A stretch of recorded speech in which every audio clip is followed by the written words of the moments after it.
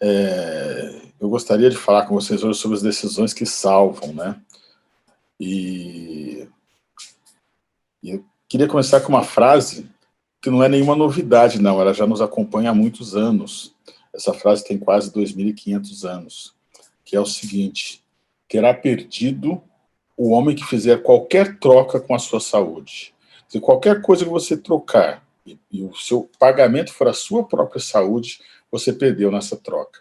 Essa frase é do Confúcio, e já tem, que é de mais ou menos 500 e pouco antes de Cristo. É uma frase bastante antiga, portanto. Pessoal, nós vamos falar sobre... Nossa palestra hoje vai ter 3 atos. O primeiro, nós vamos falar sobre decisões. No segundo, eu vou passar para vocês uma lista, um checklist sobre condutas que podem salvar nossa vida, decisões importantes. E, finalmente, eu vou colocar para vocês um tempo para a gente bater um papo sobre qualquer assunto que diretamente relacionado ao que a gente falar, ou não obrigatoriamente, tá bom? Bom, vamos falar então de decisão. Decisão é uma coisa muito séria, gente. Eu sou apaixonado por esse tema já há muitos anos. Eu lembro a primeira vez que eu pensei seriamente nisso foi quando eu fiz uma redação ainda no ensino, no ginásio, na época que os mais velhos sabem o que eu estou falando, a segunda metade do ensino fundamental. Eu ganhei um concurso de redação, e a redação minha era sobre as consequências das decisões que a gente tinha na adolescência, né? E de lá para cá, esse assunto vem me ocupando muito, e a minha tese de doutorado é sobre tomada de decisão na carreira, né, na vida profissional. E eu acho isso um assunto extremamente importante, porque nós somos as nossas decisões, gente. Nós somos o resultado das nossas decisões. E tomar decisão não é uma coisa fácil, não. Às vezes a gente se acha que está tomando decisão de um jeito legal e não está tomando. Bom, vou pegar aqui um ponto. Tem milhões de coisas, daria para a gente conversar um ano sobre o assunto de tomada de decisão. Só falando sobre decisão ocupacional, eu fiz uma tese de doutorado, tem um monte de assunto que você pode falar. Eu escolhi 3 assuntos aqui que eu acho bastante importantes para conversar com vocês. O primeiro é aquela história de razão e emoção. Vocês, com certeza, já escutaram pessoas dizendo: eu sou mais racional do que emocional, ou não, eu sou mais emocional do que racional. Gente, isso não faz nenhum sentido. Na realidade, razão e emoção não são 2 coisas opostas. São 2 coisas independentes que se juntam numa decisão saudável.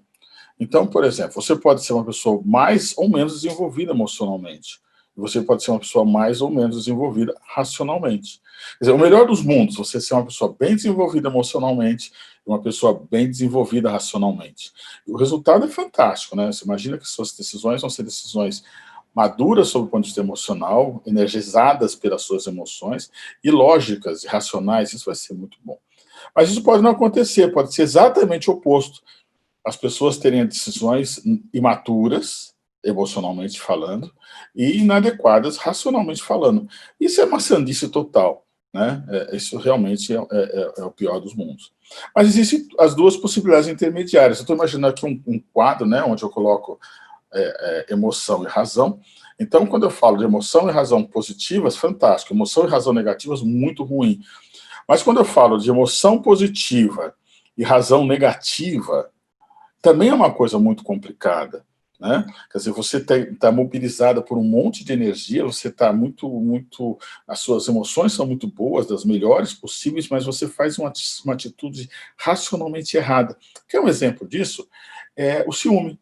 O ciúme é uma hora que você ama tanto uma pessoa que você limita essa pessoa, você tira dessa pessoa a liberdade, você tira dessa pessoa a possibilidade de ir e vir, e você acaba matando aquele amor por excesso de amor.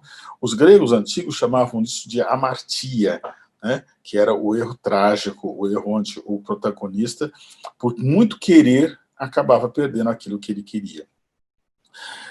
Também tem um outro lado, né? Que é o lado onde você tem as coisas muito bem organizadas racionalmente, mas não tem uma energia positiva envolvida nesse assunto, que também é um negócio muito complicado. Você conhece pessoas, com certeza, que têm projetos maravilhosos que não saem do papel, ficam sendo procrastinados, até virar um fracasso, porque está tudo certinho, está muito pensado, está planejado, o esquema está extremamente bem montado, mas não tem a energia para fazer aquilo andar, não tem energia para fazer aquilo realmente acontecer. Bom, daria para a gente conversar muito tempo sobre isso, mas o nosso tempo não permite, e eu queria conversar com vocês, assim, pontualmente, nesses 3 aspectos aqui das decisões. Lembrando que nós somos nossas decisões, eu vi que entrou alguém depois de eu ter começado a falar, e lembrando que qualquer troca que eu fizer pela minha saúde, eu estou fazendo um mau negócio. E hoje nós estamos falando de decisões em termos de saúde, e estou dando uma entrada falando sobre a complexidade das decisões, né? A gente toma decisão, gente, em cima de informações que a gente assimila, e muitas vezes a gente não para pensar nessas informações. Nós vivemos num mundo de conceitos e metáforas. E se você for pensar, você vai perceber que muito do que a gente sente, pensa e age, a gente age em cima de metáforas. Metáforas são formas de se explicar coisas, ou de associar uma coisa com outra, né? Dando um exemplo fantástico aqui, que eu acho que é a maior propaganda de todos os tempos, você já escutou aquela frase que uma maçã por dia faz o médico, não deixa o médico fora, né? Não é para keeps the doctor away. Sabe quantos anos tem essa frase, gente? Essa frase foi feita no final do século XIX. Os plantadores de maçã estavam com problemas, não estavam conseguindo dar vazão a toda a produção que eles tinham, e aí fizeram uma campanha lá, e alguém falou exatamente isso, né? Pegou um ditado que já existia e adaptou para essa situação, que se você comer uma maçã por dia, você não adoece. Observa uma coisa, gente, final do século XIX, tá? Agora presta atenção, quando você for passar perto de um hospital, ou for visitar alguém no hospital, observa que sempre tem uma banquinha na frente, e nessa banquinha tem maçãs vermelhinhas, reluzentes, porque todo mundo no mundo todo acredita que maçã faz bem para a saúde. Alguns países onde maçã é um produto raro pagam fortunas para ter maçã, para poder dar para as pessoas enfermas, porque uma maçã por dia faz o médico se afastar. Originalmente a frase não era essa, né? Se você comer uma maçã por dia, você vai fazer o médico ficar sem o salário dele, sei lá, em 1800 e pouco. Bom, veja que interessante. É claro, maçã é uma excelente fruta. Não estamos falando disso. Ela tem vitaminas, ela tem uma série de compostos e fibras, é uma fruta fantástica. Mas ela não é a melhor fruta para doente, é óbvio que não é. Ela ninguém fez um estudo comparativo colocando maçã e outras frutas do lado, mas hoje, se você ficar doente, alguém vai trazer uma maçãzinha para você, para tratar você.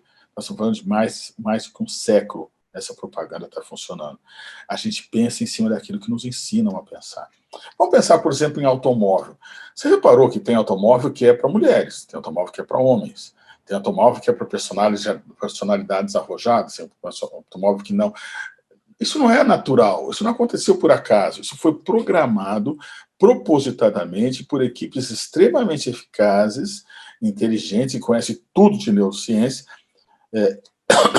Eu sempre brinco dizendo que você não precisa aprender neurociência, não, mas depois não reclama se você cair em saparrelas por aí afora, porque os publicitários conhecem neurociência. E eles fazem com que você compre aquele carro, porque aquele carro vai te dar uma imagem que você quer ter. Então, o carro não é um veículo que vai te levar de um lugar para o outro em segurança, com conforto, não. Ele é um carro que vai te dar uma posição, ele está relacionado diretamente a um comportamento, a uma postura que você quer tomar na vida. Veja quantas decisões a gente tem. Nós vamos falar daqui a pouco sobre o conceito de psicologia masculina. E imagina como que é isso, quantas metáforas determinam o papel do masculino, quantas metáforas determinam o papel do feminino. Como é que isso funciona? Esse mundo vai nos moldando, esse mundo vai nos organizando, vai nos fazendo ser aquilo que a gente não parou para pensar se a gente quer ser. Né? E a gente vai sendo moldado nesse comportamento. Imagine quantas metáforas tem no mundo profissional, na sua carreira, como que essas metáforas estão interferindo na nossa vida. E o terceiro ponto que eu queria trabalhar com vocês é o das trilhas existenciais. Né? Claro que eu estou passando por cima, gente, imperdoavelmente superficial que eu estou falando da razão da emoção. Para vocês terem uma ideia, tem um livro do Daniel Kahneman chamado Rápido e Devagar, que muitos de vocês já leram, que ele trabalha com isso o tempo todo, né? Quer dizer, é um livro desse tamanho e que realmente está focado exatamente nesse assunto. E eu estou falando isso em 4, 5 minutos. Assim como a história das metáforas, gente, isso tem uma repercussão absurda. Imagina como que você vive com uma estrutura onde cada um dos papéis desempenhados por nós na vida, homem, mulher, criança, adolescente, são pré-determinados por crenças metafóricas que a gente tem a respeito disso. E a gente funciona em cima dessas crenças, atuando em cima dessas crenças, agindo em cima dessas crenças como se elas fossem coisas sérias. Elas até podem ser, mas elas não foram questionadas, não foram validadas por nós para que a gente possa garantir que a gente pensa daquele jeito, né? E, finalmente, então, as trilhas existenciais. O que é trilhas existenciais? É o nosso jeitão. Vamos pensar o seguinte, por que a gente chama de trilhas? Imagine que você tem todo um campo, e nesse campo você caminha com o objetivo de chegar lá, por exemplo, numa fonte de água. E um dia você faz um caminho que não dá certo. O dia seguinte você tenta um novo caminho que dá certo. No outro dia você tenta um outro caminho que também não dá certo. Qual que é a tendência natural nossa? É fazermos exatamente aquilo que deu certo. E assim a gente vai fazer tantas vezes aquele caminho que deu certo, que aquilo vai virar uma autoestrada, aquilo vai virar um comportamento, uma coisa natural, esperada, previsível. É assim que a gente se forma. Se você chegar, assim, por exemplo, e falar assim, a Patrícia falou não sei o quê. Não, eu não conheço a Patrícia, eu não falaria isso, gente. Eu conheço a Patrícia, isso não é da índole dela, isso não é um estilo dela. Por quê? Porque a Patrícia tem um estilo próprio, ela tem um jeito de se comportar, que inclui postura, caráter, ética, todos esses aspectos que compõem a Patrícia, que compõem o Tabajara, que compõem o Oliveira, o Viana, todas as pessoas, cada um de nós tem esse jeitão. E como é que esse jeitão foi formado? Exatamente como foi formada a trilha lá no nosso campo hipotético. Nós fizemos um comportamento que deu certo. Repetimos esse comportamento que deu certo. Fizemos uma alternativa que não deu certo. Voltamos a fazer o comportamento que deu certo. E assim fomos fazendo esse comportamento tantas vezes que aquilo acabou sendo o nosso jeitão, a nossa forma normal de ser, e passamos a ser daquela forma. Agora, o problema começa no seguinte sentido. Quando eu montei o meu jeitão, o mundo era outro. Não tinha, por exemplo, videoconferência. O mundo não tinha nem computador. Não tinha nada disso. O mundo era outro. Eu fui me preparando para um mundo que não existia, que existia e que não é o mundo. Não, o mundo não existe, o mundo que eu fiz. Eu me preparei para uma coisa que não existe mais. E estou vivendo num mundo pelo qual eu não fui preparado. As pessoas que trabalhavam comigo, cuidavam de mim, não tinham a ideia da dimensão do que estavam fazendo. É muito pouco provável que a minha mãe tenha pensado assim, olha, vou ver o que o Tabajara vai fazer hoje, porque assim ele cresce um camarada legal, um camarada que vai entender das coisas e tudo mais. Provavelmente não. Provavelmente ela estava muito preocupada com o dia a dia, com o fato de eu ser mais ou menos comportado, de eu dar mais ou menos trabalho para ela, de eu estar mais ou menos bem alimentado. Mas ela não tinha a dimensão de que aquelas influências que ela estava me proporcionando através dela, ou das experiências que ela me proporcionava, iam ser tão determinantes na minha forma de ser. Então, o que acontece com as trilhas existenciais? A maioria das pessoas se pega um momento na vida onde ela fala assim, eu não quero ser essa pessoa que eu sou. Eu fui montado por uma realidade que não existe mais. Eu quero ser uma pessoa diferente daquela que eu sou. Eu quero andar em trilhas novas. Eu quero experimentar caminhos novos de vida. E essa transferência, essa transição é complicada. Isso está sempre presente na nossa vida. Claro, gente, eu poderia ficar trabalhando a manhã inteira com vocês, o dia todo, a semana inteira, sobre as nossas decisões. Então, mas eu peguei 3 pontos importantes para falar com vocês. As trilhas existenciais, quer dizer, eu tenho um jeito normal de decidir, um jeito médio, um jeito próprio de decidir, e esse jeito não foi formado de uma forma racional, foi formado de uma forma acidental. Então, eu posso discordar de mim, eu posso ter uma relação egodistônica comigo, eu posso não gostar da minha forma de agir, de tomar decisões. Eu tenho um mundo de metáforas que me dá valores muito pouco refletidos a respeito deles, e que determinam muito do como eu ajo, como eu penso, e eu tenho o lance de ter que desenvolver tanto a minha emoção como a minha razão para poder ter decisões sábias, decisões importantes. E, gente, repetindo a exaustão, nós somos as nossas decisões. Bom, mas vamos falar um pouquinho de psicologia masculina. E é interessante, né? Esse é um assunto que a gente tem muito pouca gente falando sobre isso. Fala-se muito pouco de psicologia masculina. Você não vê, inclusive de possibilidades que existem na nossa vida. Por exemplo, tem um livro fantástico chamado Pai Executivo, e que ele começa dizendo o seguinte, que não é fácil ser pai, homem pai, porque não tem treinamento. Você não pode, como uma criança ou adolescente, há controvérsias, vamos falar sobre isso daqui a pouquinho, mas, por exemplo, na minha geração, um menino não podia brincar de casinha ou brincar de cuidar de criança, absolutamente não. Hoje melhorou muito isso. Naquela época não podia, não era assim. As revistas masculinas não trazem como cuidar do seu filho adolescente, por exemplo. E esse camarada que escreveu esse livro fantástico, chamado o Pai Executivo, ele trabalha exatamente com isso. Aliás, não, é um grupo de pessoas que fez esse livro. Ele trabalha exatamente com isso. Como você pode usar as técnicas daquilo que você aprende com o seu trabalho, e aí você desenvolveu voluntariamente técnicas de gerenciar a sua vida, gerenciar suas relações profissionais e tudo mais, para ser um bom pai de um adolescente, por exemplo. Porque ninguém aprende isso. Não existe esse treinamento para nós. Nós não temos essa possibilidade de aprender. Nós, homens, não temos essa possibilidade, e os mais jovens estão tendo, mas ainda muito pouco diante do assunto. Ontem à noite eu estava pensando na palestra de hoje, eu falei, vou dar uma olhadinha como é que está o nível de pesquisas e informações a respeito da psicologia masculina. E entrei no Google e eu vi uns negócios impressionantes. O mais estourado, gente, é a psicologia infantil. Né? Em português são 108 milhões de artigos, e em inglês são 866 milhões de artigos. Tem muita gente estudando a psicologia infantil. Depois vem a psicologia feminina, que já é muito pouco, é 1/10 da infantil em português e menos da metade da infantil em inglês. São 13 milhões e 438 milhões, respectivamente. Muito menos, 1/10 do infantil. E aí vem o terceiro lugar, vem a masculina, quer dizer, com 10 milhões em português e 300 milhões em inglês. Quer dizer, é menos da metade do que se fala na psicologia da criança e 3/4 do que se fala na psicologia da mulher. Agora, veja que interessante. Psicologia animal ganha da gente em 7 vezes em português e em 40% em inglês. Quer dizer, hoje nós homens somos menos estudados, menos foco de atenção do que os nossos pets. Acredite se quiser, a situação é muito séria, gente, não se fala em psicologia masculina. E quando me convidaram para falar aqui hoje sobre o Novembro Azul, eu pensei, vou falar um pouco de psicologia masculina, que é o que eu estou estudando, eu gosto muito desse assunto. Embora a gente tenha pouco tempo para fazer esse trabalho, vale a pena pincelar algumas coisas interessantes.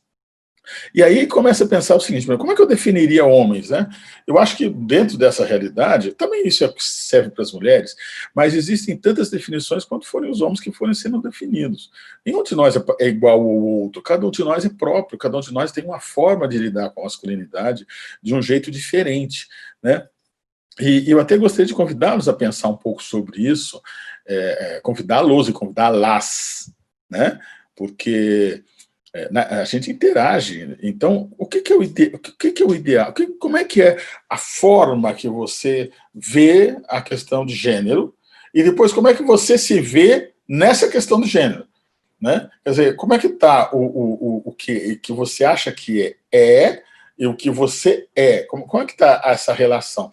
Não vai fazer isso agora. À noite em casa, para e pensa nisso. E é para pensar. Não acho que haja soluções definidas. Eu acho que é um assunto para você refletir. Né? Quanto eu estou... Como é que eu vejo essa posição que me define?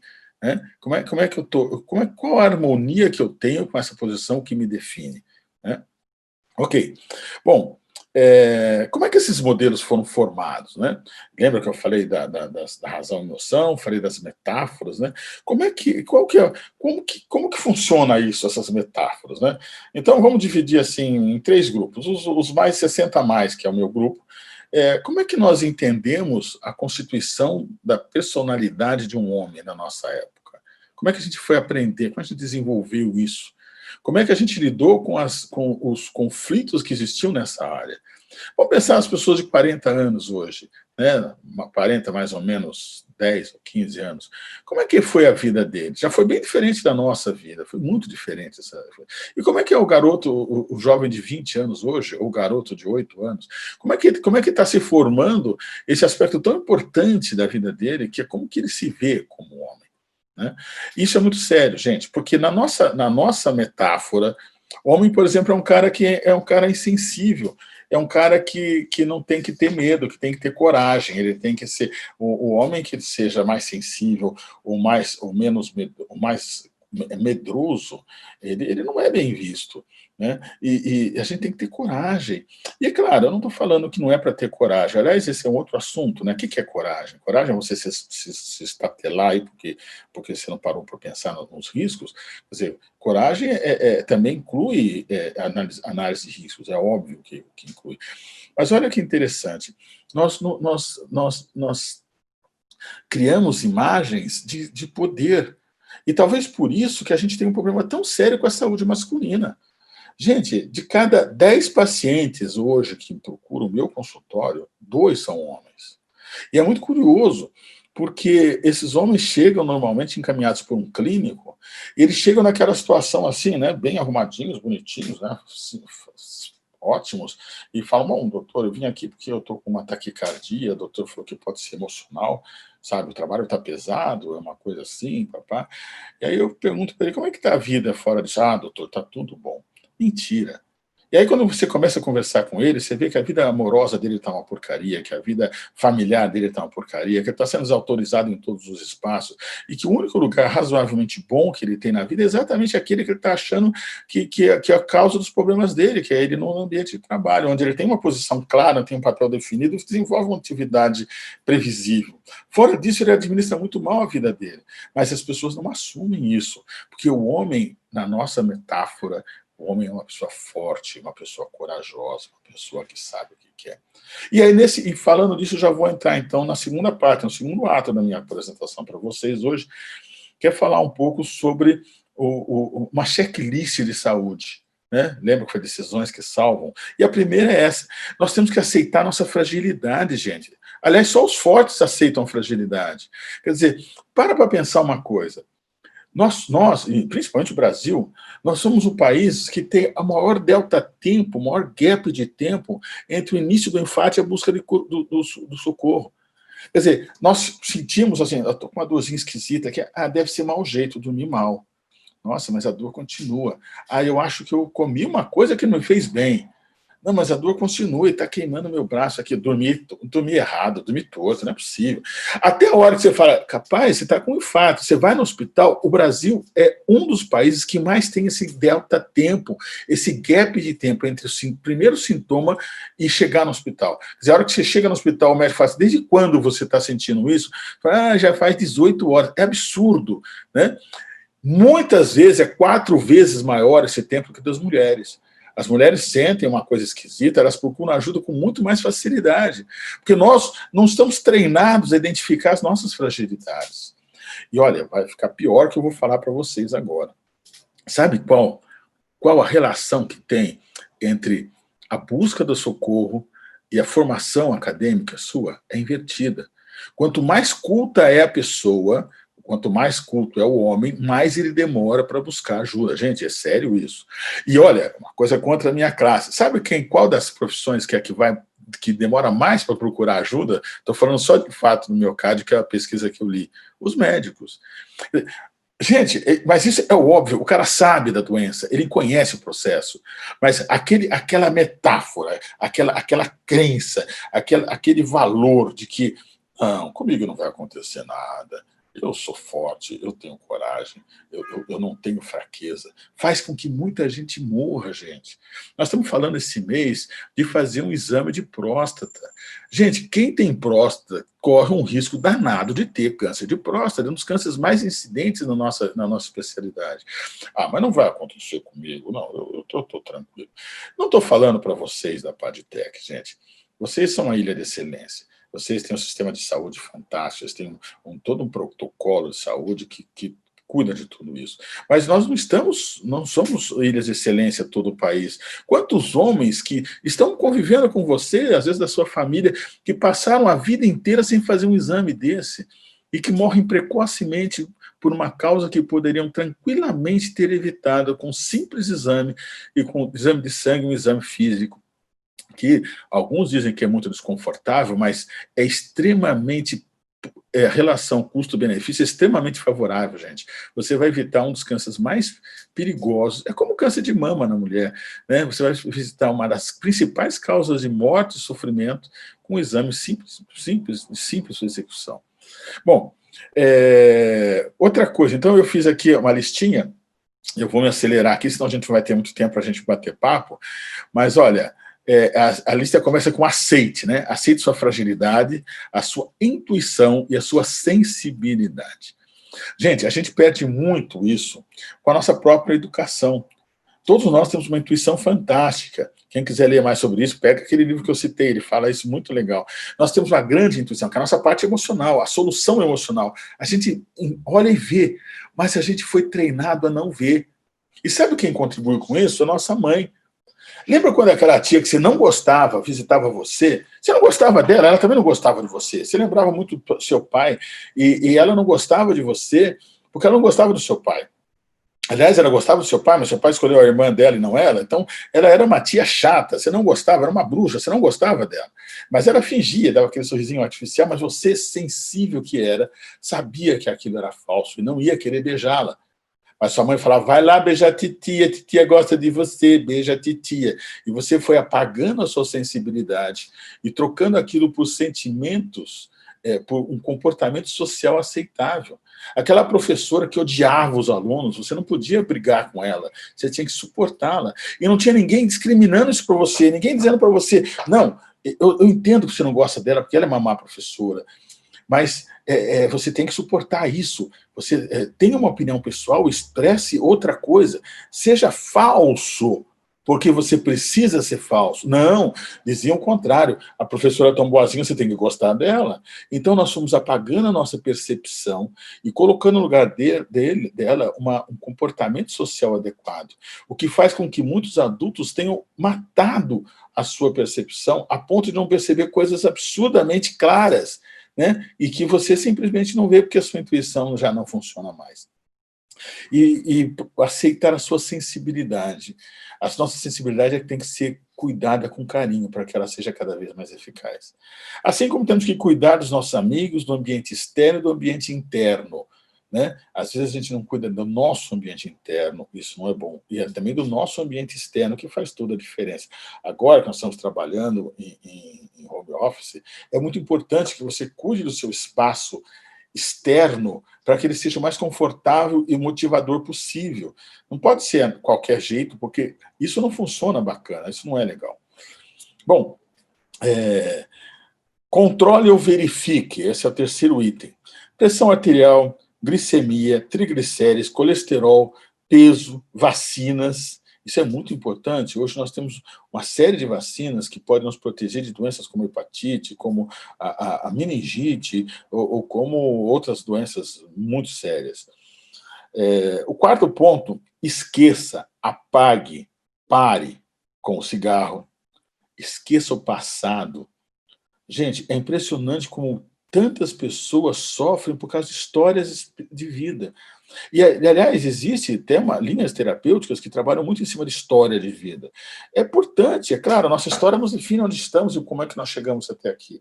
Mas não dá para mudar a nossa história, quando muito dá para ressignificá-la. E, na realidade, dá para mudar todo o nosso presente, todo o nosso futuro. Imagina que você está aqui e você é resultado de tudo que você viveu, todas as decisões que tomou, todas as experiências que teve, todas as metáforas que incorporou. Você vai chegar um tempo aqui onde você vai ser exatamente tudo isso, mais o que você vai desenvolver nesse delta-tempo. Por que não fazer desse delta-tempo uma seara de ouro? Por que não trabalhar nisso? Por que não semear aqui coisas muito boas?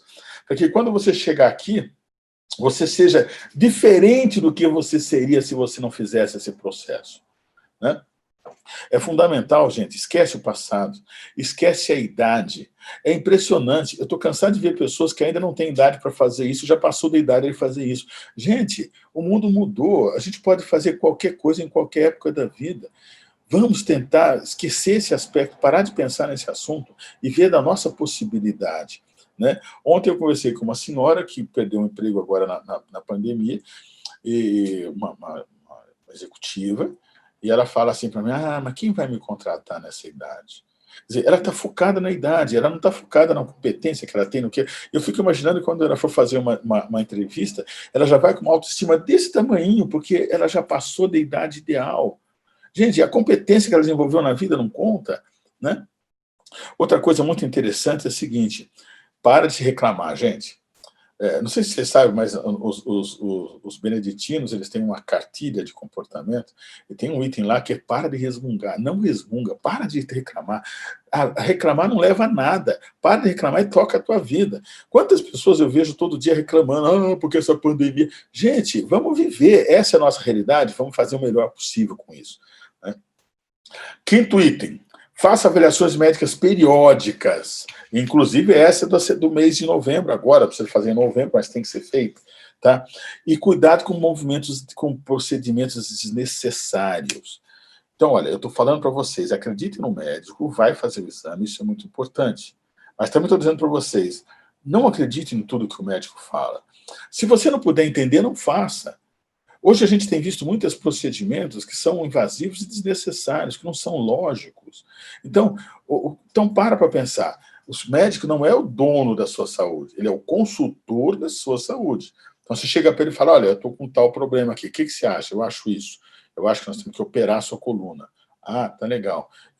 Tem outra alternativa? Não, não tem. Muito obrigado. Vai procura um colega e vai ver. Você é o protagonista, você é o dono da sua saúde, não abra mão disso.